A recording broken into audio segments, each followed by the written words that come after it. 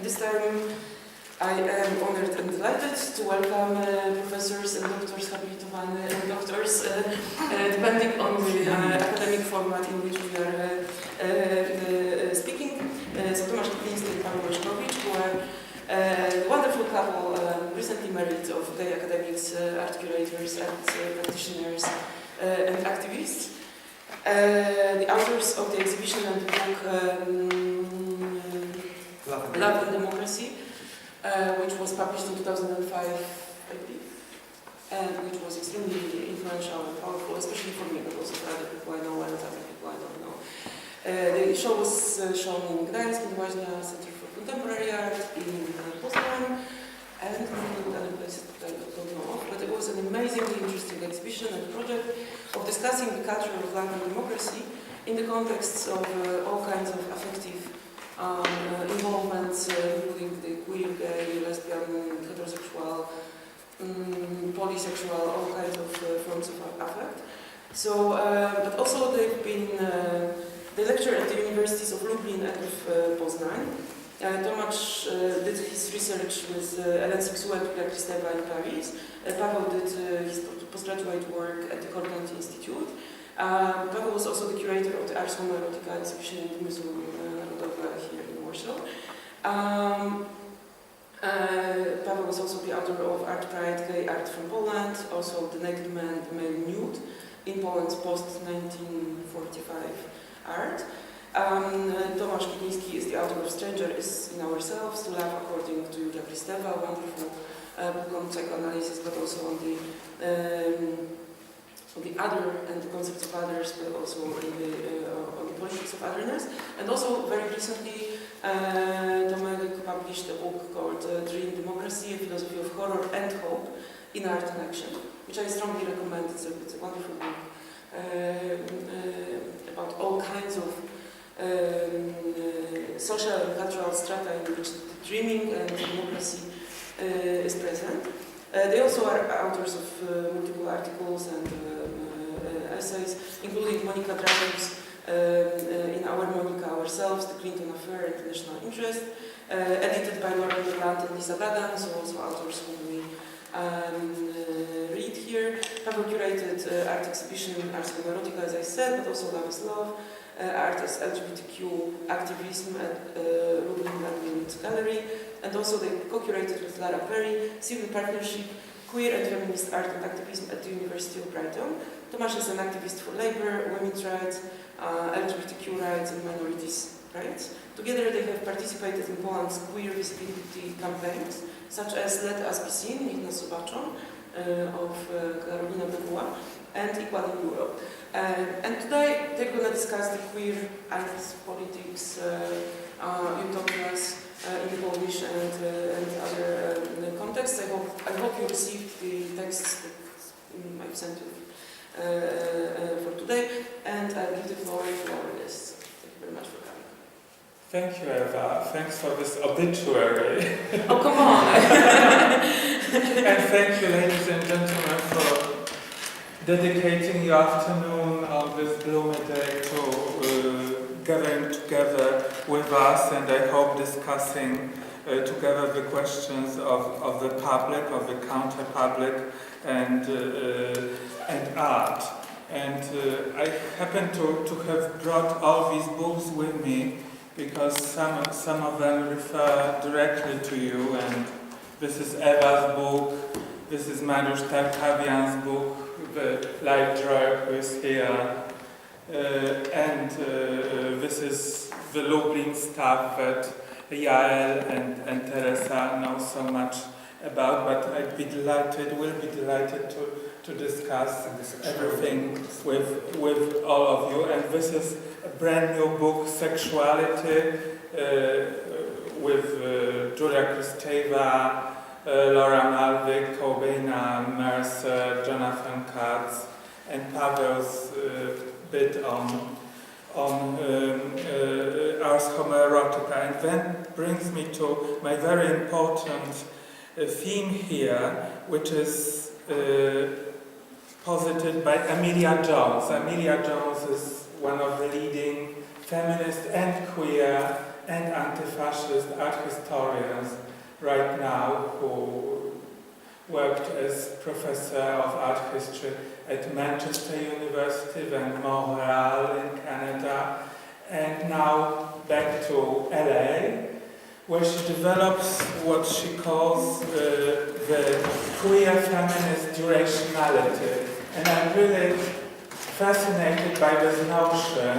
Durationality comes from Henri Bergson's, predictably, durée, durationality, and I'm impressed, and I would like to develop queer and feminist continuum that Amelia Jones proposes. This is what characterizes our work, and in her work Seen Differently, Amelia Jones demonstrates such artists as Judy Chicago or Ron Effie, to show how queer and feminism work together. And I think in Poland we are fortunate enough in the fact that queer and feminist movements are quite close, and queer and feminist artists collaborate. That's why we are here, I guess. And another short addition before we start is this wonderful book, The Migrant Image, by T.J. Demos. This is my new trouvaille, my découverte, my discovery for today. Demos discusses such works as those by Steve McQueen, Mona Hatoum, and many other collectives, especially in the Middle East, who deal with the displaced people. And I think in our explorations of the feminist and queer durationality, we shouldn't forget about the migrants. Well, this was our thank you to Eva and to all of you for inviting us, and the floor is Pavel's. Right For the first part, actually, one more detail. We decided that we're going to divide the seminar into two parts, which are going to be quite similar in terms of structure. So in the first part, there's going to be a part with lecturing, then some artworks, then you're going to be requested to maybe use some of the public sphere concepts to discuss certain examples of artwork that Pavel and Tomek are going to present. Then we're going to make a break, and then a similar structure in the second part of the seminar, so that we don't collapse with the amount of knowledge and visual material distributed in one linear structure. So, yeah, once again, I'll say that I'm super happy to have you all here. Yes, we're super happy to be here as well. So, thank you very much for coming tonight. Today it is a dreadful day, isn't it, with this terrible weather. So, I really appreciate that you managed to come here. And we have been working together with Tomek for a very long time on a variety of academic and artistic projects, and publishing together, but we are quite different in our interests. Tomek deals mostly with philosophy. I specialize in art, history of art, contemporary art, and sometimes we combine our perspectives, sometimes not.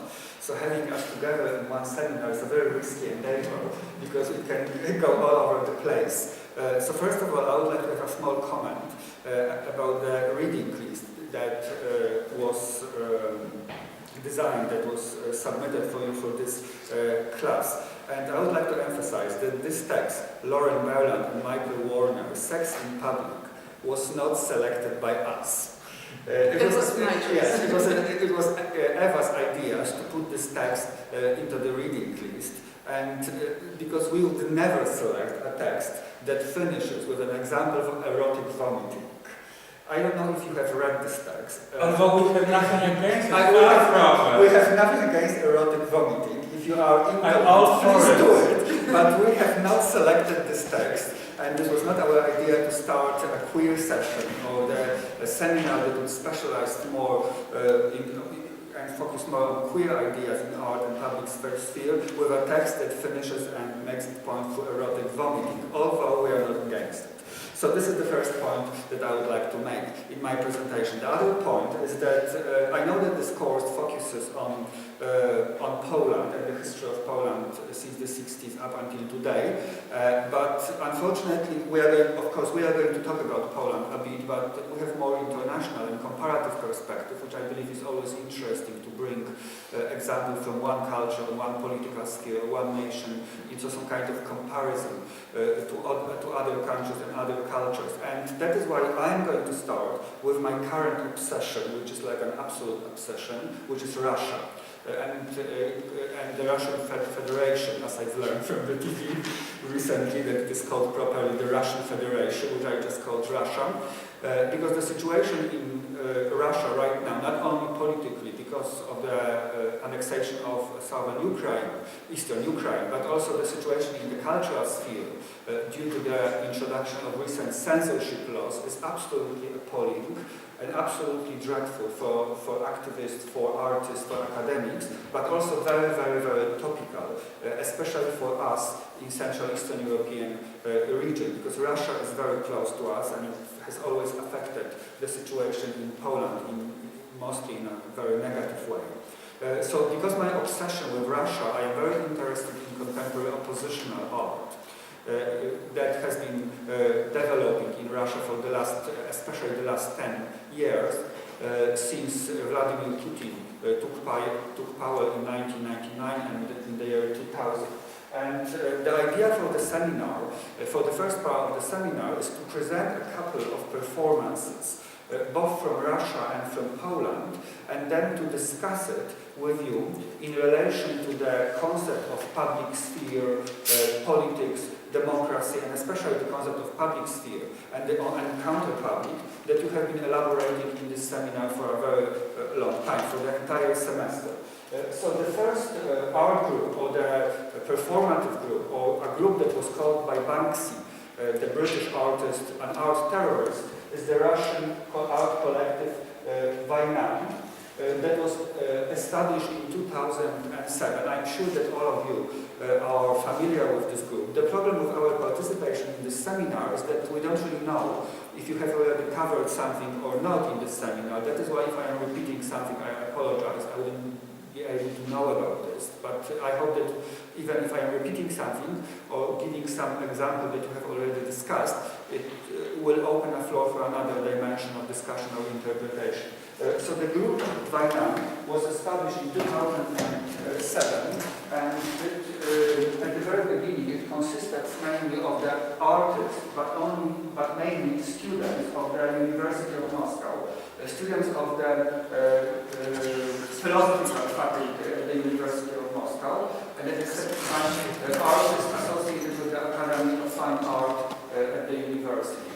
At the Fine Arts University of Moscow. So it was a group established by young activist artists in 2007, and the main people who set up this art collective are, it is fine, we can keep it like this, is Anton Volonikov, this is the blonde guy in the center, and Natalia Sokol, this is the woman, this is a married couple who established their collective Vaina, and going to Pussy Riot, all of the three women who were accused and had the trial against them in Moscow, they were initially also part of Vaina. So that is why the collective Vaina is also crucially important for the history of Pussy Riot, who is associated from Vaina in 2011 and established their own art terrorist group. And Vaina, which means war, obviously, as I presume most of you understand, is an art collective, it's a political collective, very left-wing, very radical, whose purpose is to organize action against the current political regime, economic regime, but also against the police, which is, by the way, called the police, not the militia anymore, because Vladimir Putin changed the name from the communist militia to police, to organize action directed against the current regime in Russia and the political situation. And they are active mainly in Moscow and in St. Petersburg. And I would like to start our discussion, our thinking about political and performative and artistic action from a performance or an intervention that they organized in 2008. It was exactly the year when when Medvedev, what is his name?